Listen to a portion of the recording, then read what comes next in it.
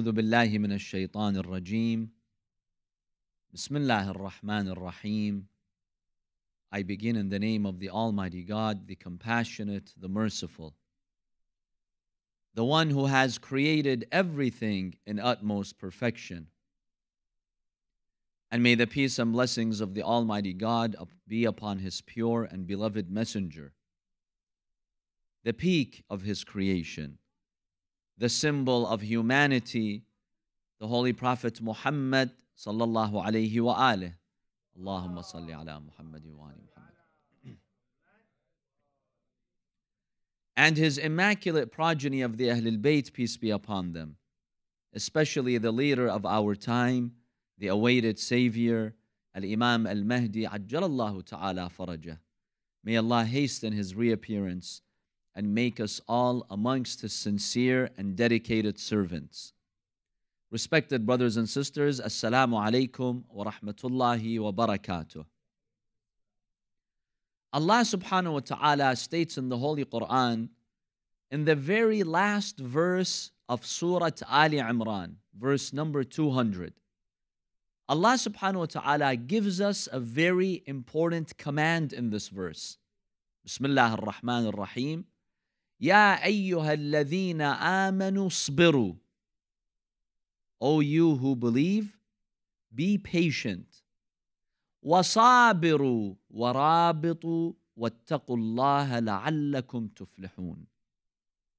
In this beautiful verse, we find Allah subhanahu wa ta'ala giving us 4 instructions. The first one is isbiru.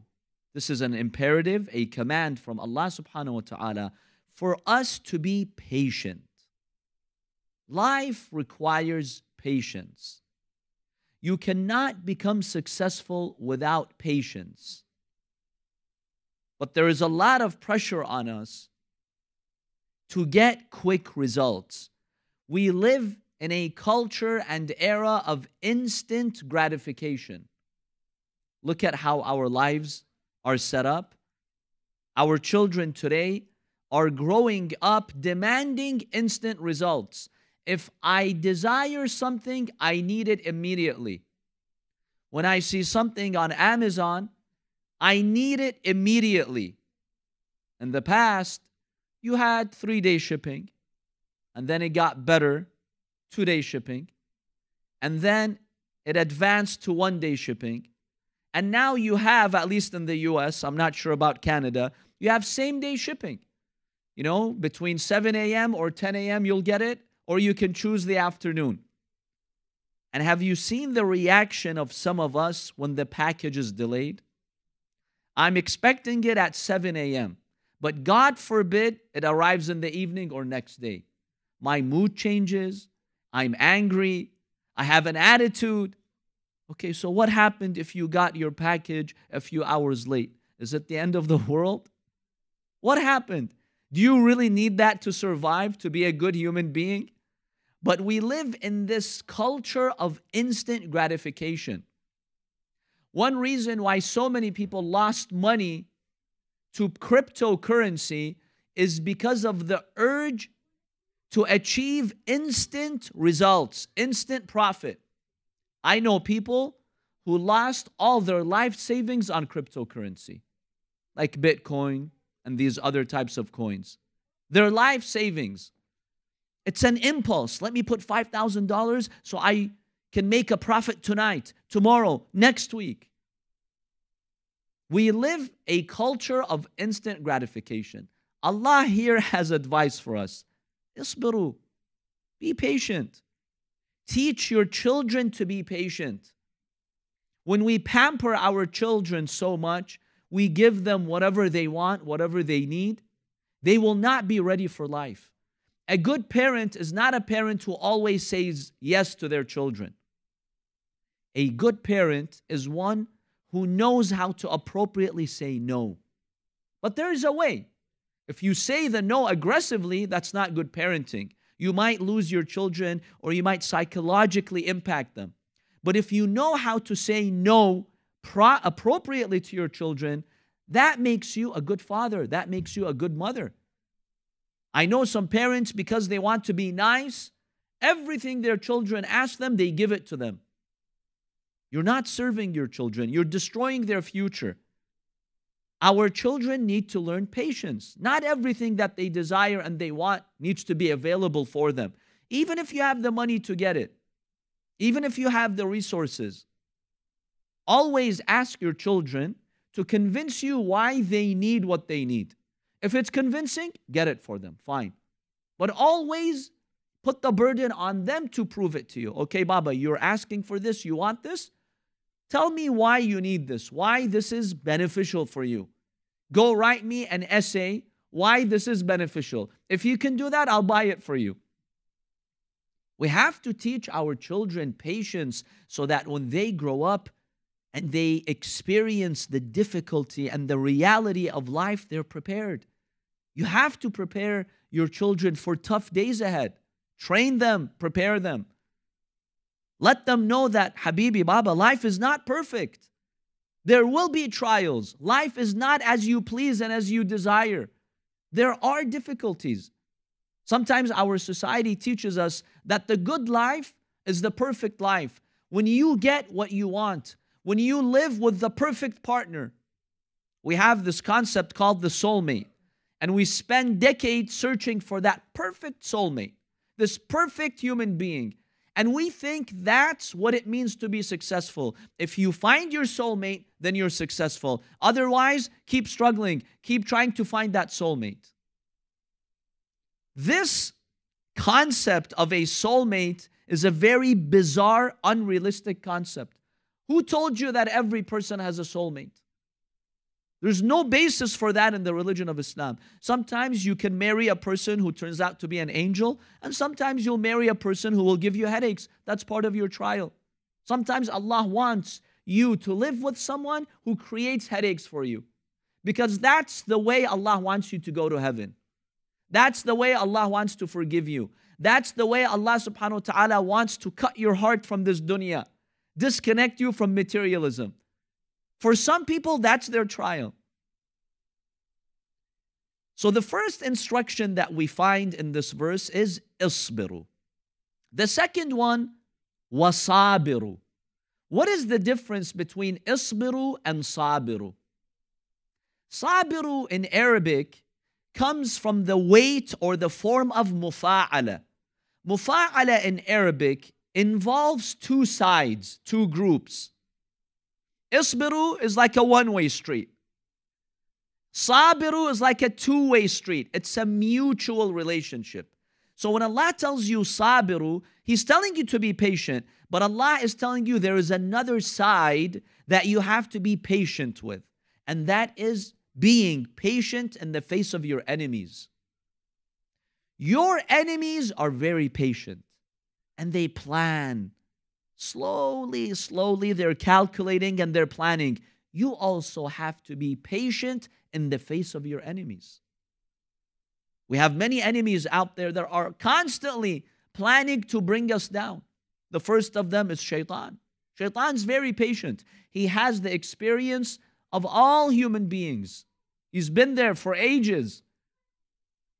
He's very, very patient in bringing you to sin. So you have to be patiently strong in saying no, in fighting shaitan and the whispers of shaitan.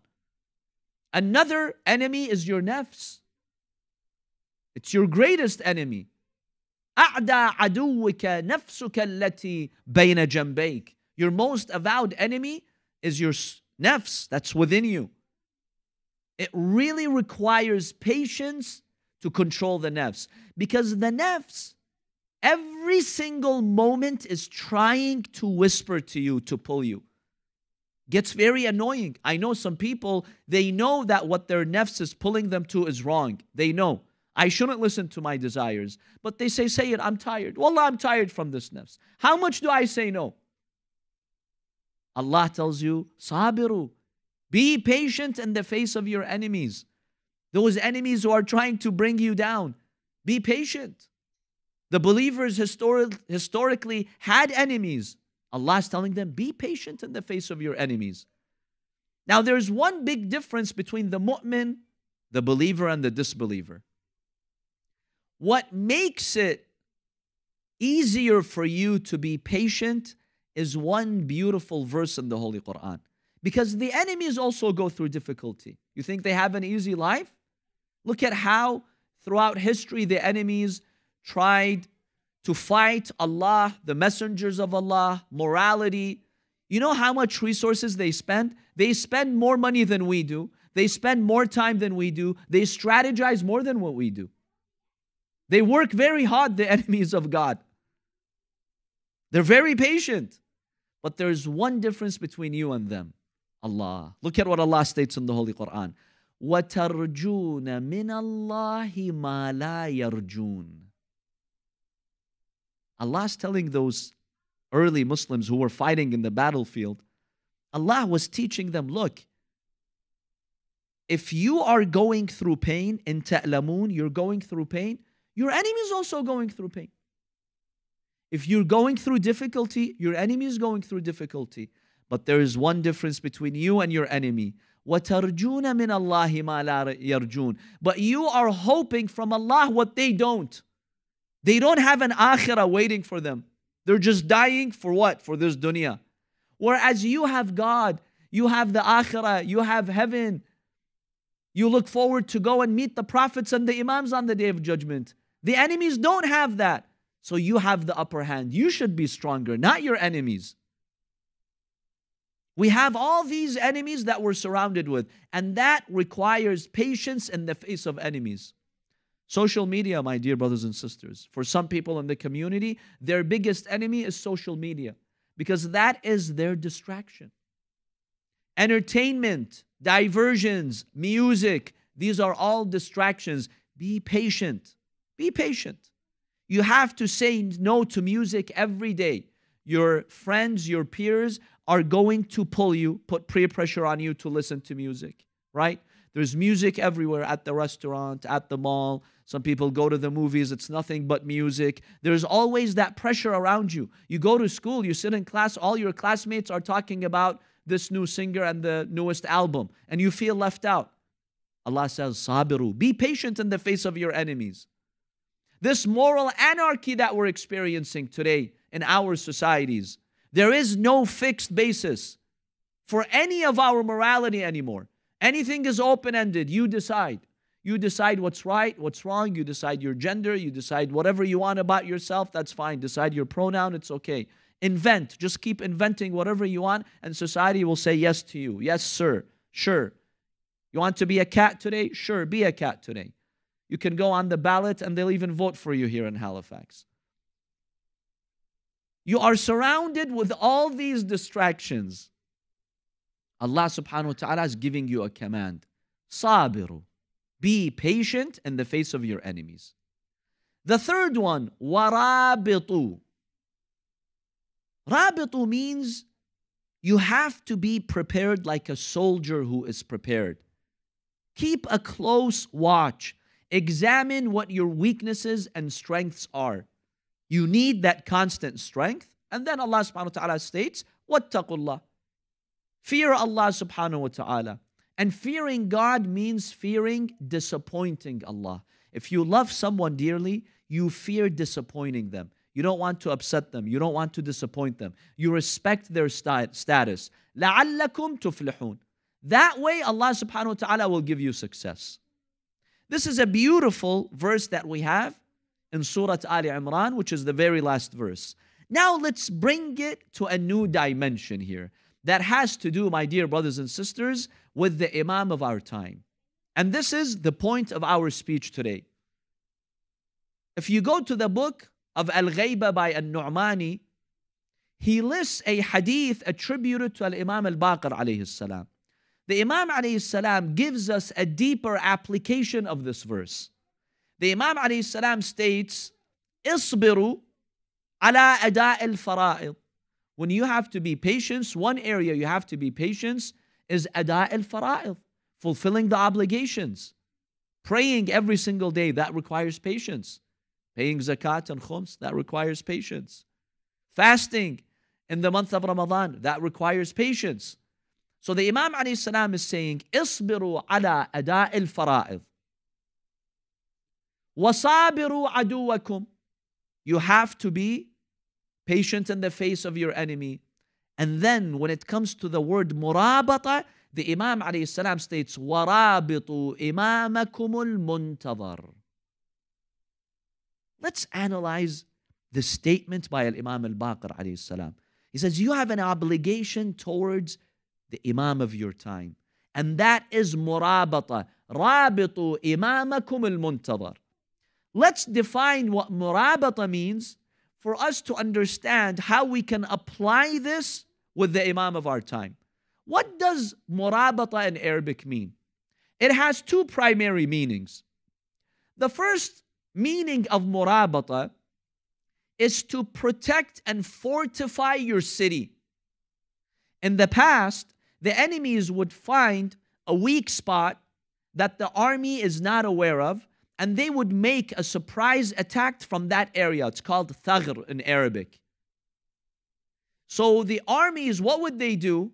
They would be stationed in these sensitive spots to always monitor the activities of their enemies, so that when they want to make a surprise attack, they're prepared. This is the first meaning of murabata. The second meaning of murabata is to take care of someone and protect them from danger. For instance, what a parent does, what a mother does. When a mother is caring for her children, she's looking after them, she's protecting them, she's fortifying her house from danger. That is also called murabata. Allah subhanahu wa ta'ala commands us to be that soldier who is always appropriately stationed to protect himself and his community from an attack. In society, you have all types of people who engage in murabata, by the way. Those who are guardians and protectors. For instance, you will have economists in every country who try to protect their country from bad economic policies that, for instance, lead to inflation, that lead to recession. We call these people the murabitun. They fortify the country and they protect the country from dangers. This can be in any field. So Allah subhanahu wa ta'ala is commanding us here to adopt the state of murabata in our lives. Be a soldier who is constantly aware of the weaknesses, aware of where the enemies will strike from, in order to protect himself and protect his community. So Imam Baqer alayhi salam in this hadith, he states, رَابِطُوا إِمَامَكُمْ الْمُنْتَظَرِ. How do we achieve that, my dear brothers and sisters? How do you achieve murabata? The first station of murabata begins with the mind, because that's the first window weakness that you have when it comes to your enemy, shaitan. Before you protect yourself physically, before you protect your house, your community, your deen, your religion, you have to protect your mind from negative and sinful thoughts. Because when you think of a sinful thought, even though it's not a sin, Allah subhanahu wa ta'ala will not punish you for it, you're allowing shaitan to plant a seed that will grow in your mind, and once it becomes a tree fixed with deep roots, you will not be able to say no to haram. People who easily say no to haram, the problem begins in the mind. They have not drawn a red line around sins. Murabata means you fortify your mind. I'm careful with what I expose to my mind. Negative images, haram images, what do? They pollute the mind.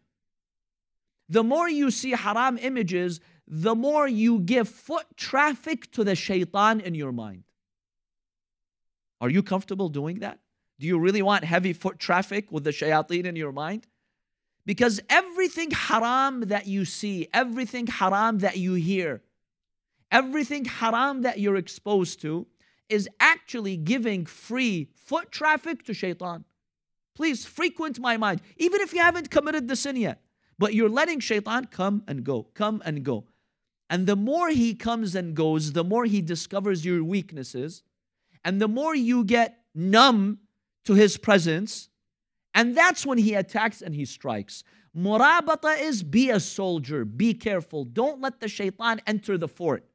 You need to fortify the fort.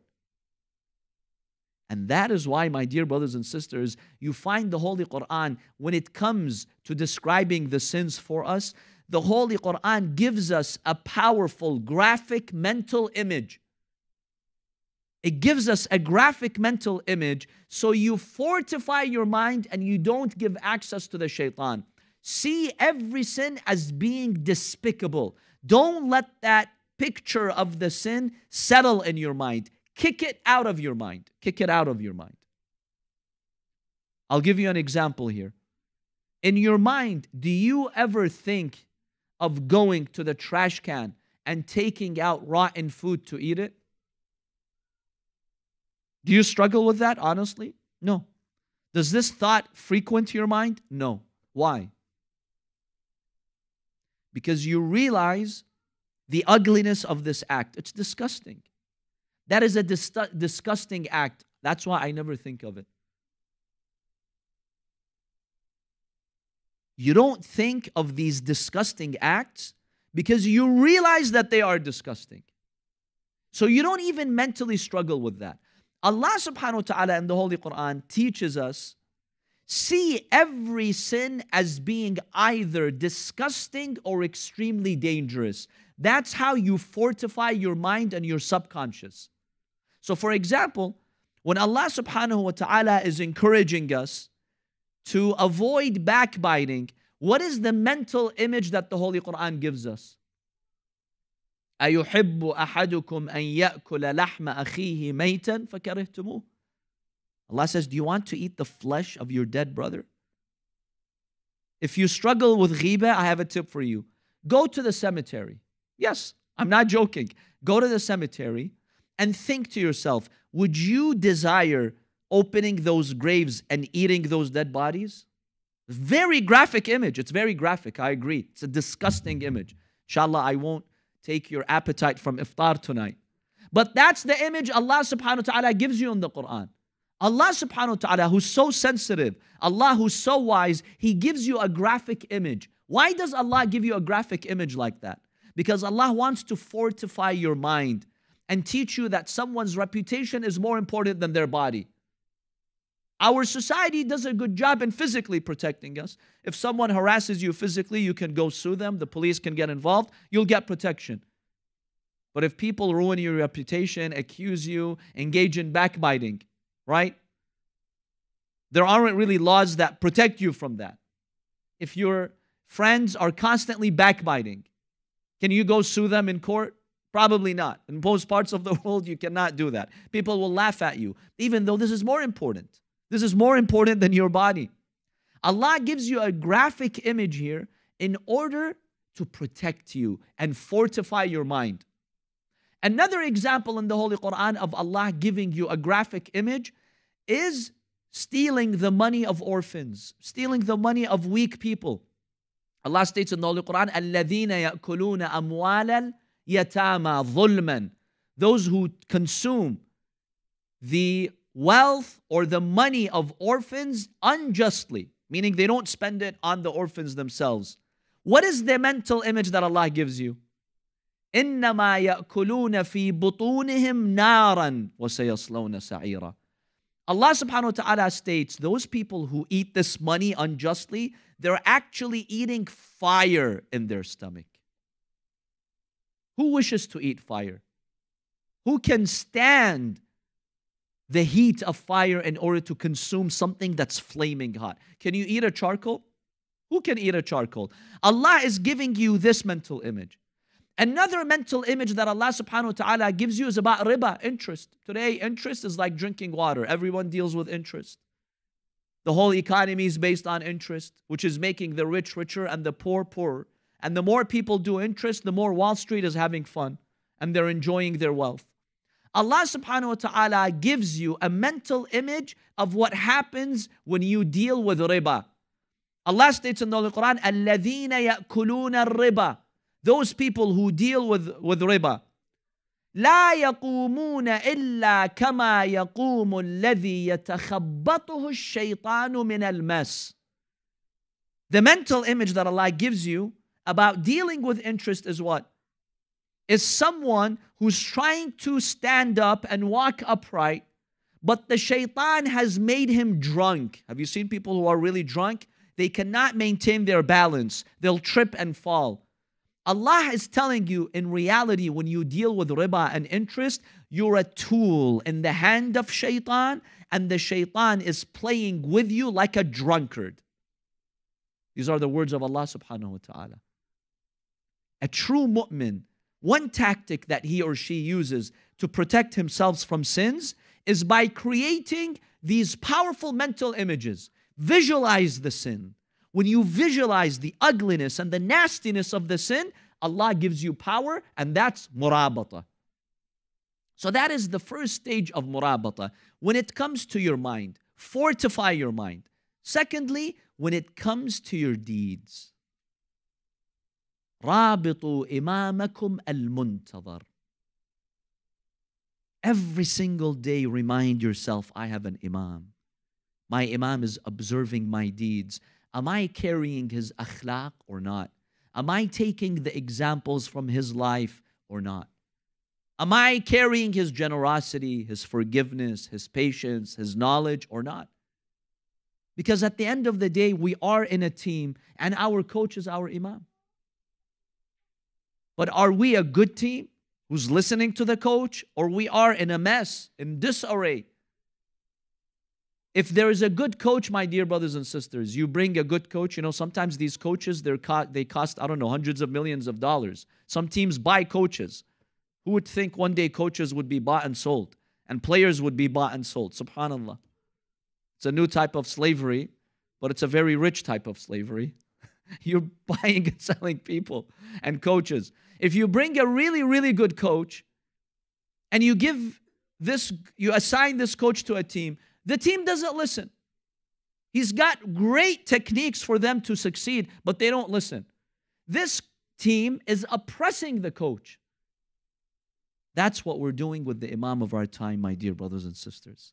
When we do not uphold the teachings of our imam, we are like that team. We have the best coach that Allah has given us, but our team is in a mess.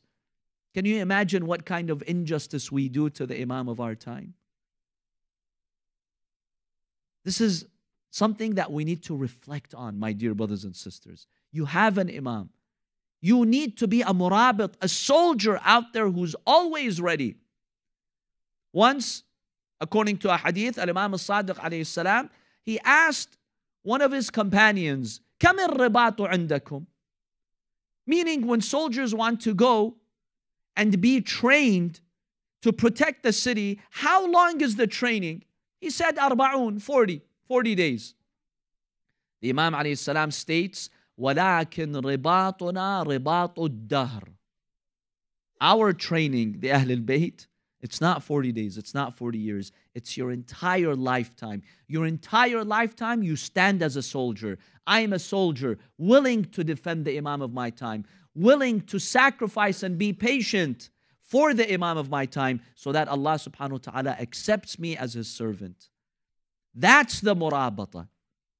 Now I'll share with you this very powerful, amazing hadith. We'll quickly analyze it to see how we can benefit from the teachings of this hadith when it comes to murabata. This hadith is narrated by a man called Ibn Tayfur al-Mutatabbib. Ibn Tayfur was like a doctor at the time. He narrates this hadith from Al-Imam Abu al-Hasan alayhi salam. Al-Imam Abu al-Hasan in our hadiths can refer to Al-Imam Al-Qadhim alayhi salam. It can refer to Al-Imam Al-Rida alayhi salam. It can even refer to Al-Imam Al-Hadi alayhi salam. Some scholars believe this is from Al-Imam Al-Hadi, while some scholars believe it's from Al-Imam Al-Qadhim. He narrates this hadith from Al-Imam Abu al-Hasan alayhi salam. Listen to this hadith. The Imam alayhi salam asks him, do you have a mode of transportation? What do you ride? In today's language, what do you drive? He told the Imam alayhi salam, himar. I ride a donkey. The Imam ﷺ told him, how much did you buy this donkey for? He said, I purchased it for 13 dinars, 13 golden coins. The Imam ﷺ told him, هذا هو الإسراف. You've become wasteful. You've wasted your money. He said, why? The Imam ﷺ told him, you could have purchased a burdun. A burdun is like a horse mule, like a horse hinny. You could have bought a better mode of transportation, a stronger mode of transportation with this money. Why did you buy a donkey with it? He said to the Imam alayhi salam, because the maintenance of a horse is more. The cost of maintenance of a horse is more than the cost of the maintenance of a donkey. So that's why I bought this donkey. The Imam alayhi salam says, what cost are you talking about? You have to feed both of them hay. It's not that much of a difference. You should have bought the better one, the better mode of transportation. Then the Imam alayhi salam teaches him the following lesson. See how the Imam psychologically trained their companions? The Imam was teaching him, look, I want you to have the best ride, the best horse, so that every single day you say to yourself, I am ready for the rise of my Imam. Whenever my Imam calls on me, I am ready.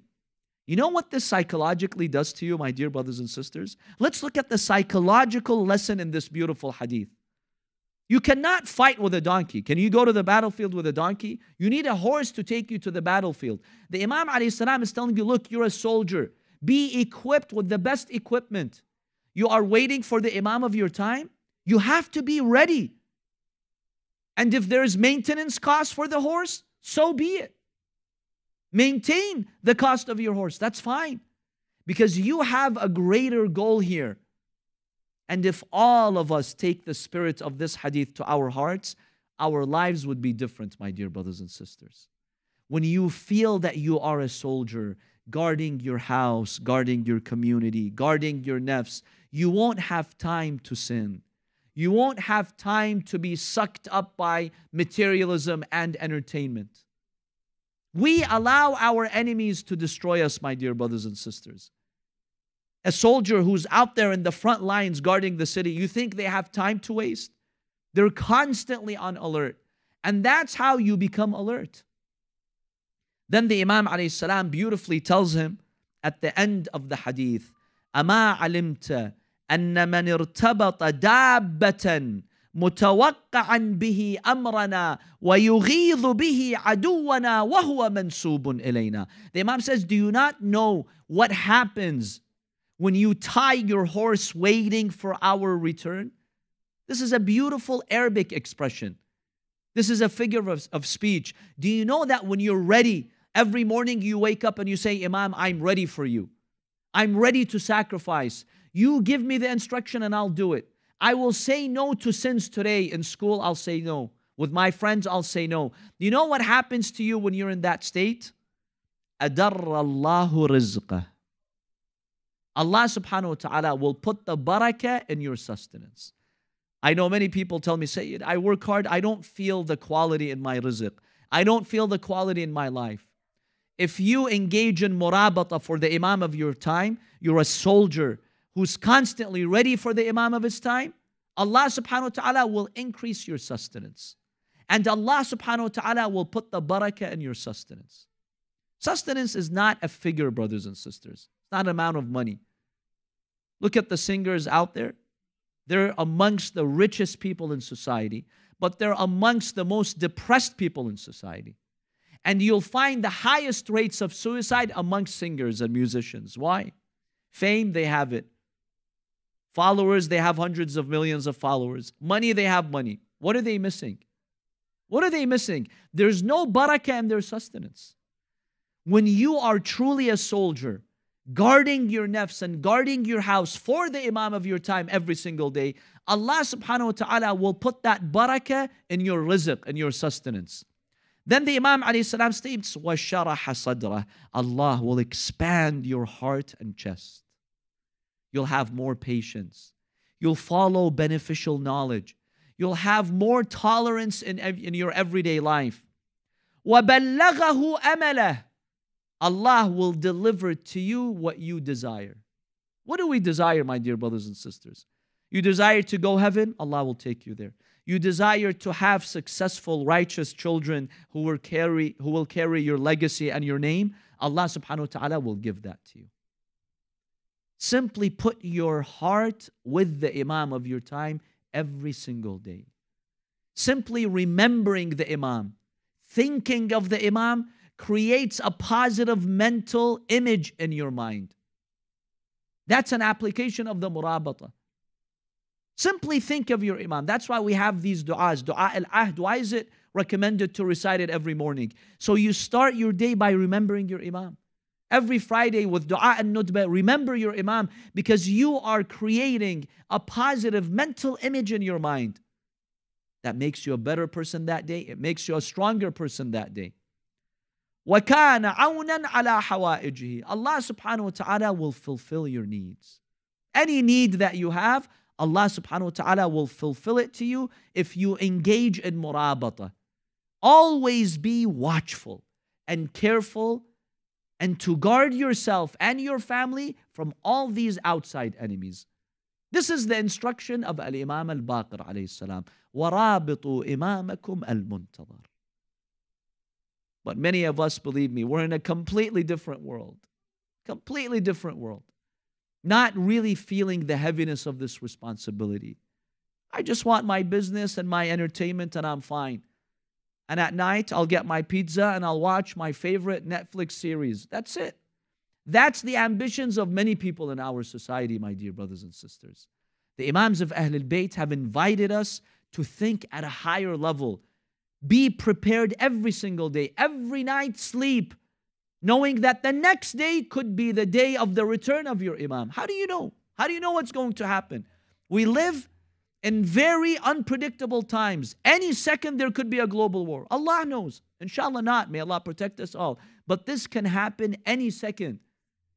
Because we see these superpowers, the last thing they care about is human rights. The last thing they care about is the well-being of humanity. If they find it in one night, it's in their interest to burn half the planet, they will burn half the planet. Believe me, nothing will stop them. Nothing will stop them. And subhanAllah, we have those ahadith that tell us before the reappearance of the Imam, Ajjalallahu ta'ala farajah, 2/3 of the global population will be wiped out. 1/3 with red death and 1/3 with white death. The companion asked the Imam alayhi salam, what do you mean red death and white death? The Imam says 1/3, red death means war, battle, killing. White death means the waba, disease, pandemic, plagues that will wipe out humanity. And some of these plagues are manufactured in laboratories. Believe me, there are evil forces out there in the world. They're testing biological weapons. How can we do population control? Let's test these outbreaks. There are evil minds who want to destroy humanity. The Imam says before the Imam alayhi salam reappears, 2/3 of the planet might die. Now the companion who's narrating the hadith, he says to the Imam, if 2/3 are going to go, then what about us? Will we go? The Imam says, be hopeful that you'll be in the 1/3 that will stay and witness the reappearance of your Imam. Be hopeful. Never lose hope. Yes, there might be bloody wars, but ask Allah subhanahu wa ta'ala for protection and Allah subhanahu wa ta'ala will protect you. So every single day, my dear brothers and sisters, let's have verse 200 of Surah Ali Imran in our minds. Be there because the Imam alayhi salam is watching you. Be there for your Imam. Be that soldier who makes his Imam proud. There was a scholar in the city of Isfahan a long time ago. He really wanted to meet the Imam of the time. He was desperate. He was told that if he would go to the desert 40 days, he would cry and turn to Allah subhanahu wa ta'ala. Allah will honor him by having him see the Imam. So he did all these a'mal. He went for 40 days to the desert and he's anticipating every day that possibly he's going to meet the Imam of his time. Well, the 40th day came and he's now losing hope. And he still did not see the Imam of his time. So on that 40th day, he's depressed. He doesn't know what to do. The 40 days are over and he still has not seen the Imam of his time. He falls asleep. He takes a short nap. He was so fatigued. In his sleep, he hears a call telling him, if you want to see the Imam of your time, go to the bazaar, go to the market of Isfahan, to this particular shop. You'll see the Imam there. This man wakes up, the scholar wakes up from his dream. He's shocked at what he heard, but he doesn't want to waste this opportunity. So he quickly goes to the market in Isfahan. And he goes to that shop that he was told about in his dream. He goes to the shop. He sees it's the shop of a locksmith.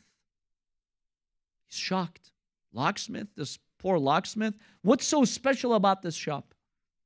So he's inside the shop, entering the shop, when an old lady enters. As he's entering the shop and the old lady enters, the account states that he sees the Imam there in the shop. The Imam ﷺ appears to him and he was inspired to know that this is the Imam. So he wanted to show his excitement that he's seeing the Imam. The Imam ﷺ pointed to him not to say a word. Don't say a word, just watch. So he watched what happened. He saw the old lady entering the house, entering the shop, and the owner of the shop would sell locks and keys. She told him, I have a lock over here. How much are you willing to buy it from me? And I'm poor, I'm desperate. He tells her, look, in reality, the market value of this lock is 1 coin. Let's say 1 dirham. But I will buy it from you for 4 dirhams. She says, 4 dirhams? Are you making fun of me? I went to every shop, they said 1. Why are you giving me 4? He says, yes, it's true that it's worth only 1. But I'll tell you why. Give me the lock. Let me see if I have a matching key that can unlock it. He takes the lock. He tries the keys that he had in his shop. One of the keys worked. He told her the lock itself, without a key, is worth 1 coin. The key itself, without the lock, is worth 1 coin. But if you have a lock with a working key, combined, they are worth 5. So I'll sell this key that works with your lock for 1 coin. Now you have a lock and a key that's worth 5. I will buy it from you for 5 coins. You will make 4 coins. She started to cry and she prayed for him and she left. Before this man said a word, the Imam ﷺ, according to this account, to this story, he looked at him, he told him, look, you don't need to go in the desert to search for me. Be like this man who cares about those weak in society, and I will visit you. I will come to you. And you know, we have in our hadiths that the Imam comes in our cities. He walks in the markets, as the hadith states, meaning he's aware of what's happening in your society. You want to see the Imam of your time? See the Imam in the eyes of an orphan. See in the Imam in the eyes of someone who's struggling. Those who are dying now in Gaza. You want to support the Imam of your time? Do something for them. It makes a difference. Don't say it doesn't make a difference. You want to see your Imam? You can see your Imam through your sadaqah, through your charity, through your good deeds, through your good akhlaq. That's how you see the Imam of your time. So in this month of Ramadan, my dear brothers and sisters, let's reflect on this beautiful verse. Ya ayyuhalladhina amanu sabiru wasabiru warabitu wattaqullaha la'allakum tuflihun. We ask Allah subhanahu wa ta'ala to illuminate our hearts and minds with the light of the Holy Quran and the light of the Imam of our time. We ask Allah subhanahu wa ta'ala to hasten the reappearance of our master Al-Imam Al-Mahdi. We ask Allah to give us the tawfiq to be amongst His true and dedicated supporters. Raise your hand in dua. This is the moment of dua. When believers gather and they supplicate, Allah subhanahu wa ta'ala has guaranteed that He will answer them. Sometimes we ask for things that are not good for us. Allah gives you something that's better. So any dua that you make, realize if there is goodness, Allah will give it to you. If not, Allah is giving you something better. But Allah has answered your prayer. Raise your hand in dua. Bismillahir Rahmanir Rahim. أَمَّنْ يُجِيبُ الْمُضْطَرَّ إِذَا دَعَاهُ وَيَكْشِفُ السُّوءَ. أَمَّنْ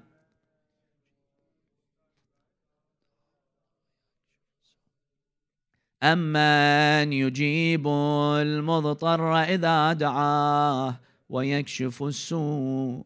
أَمَّنْ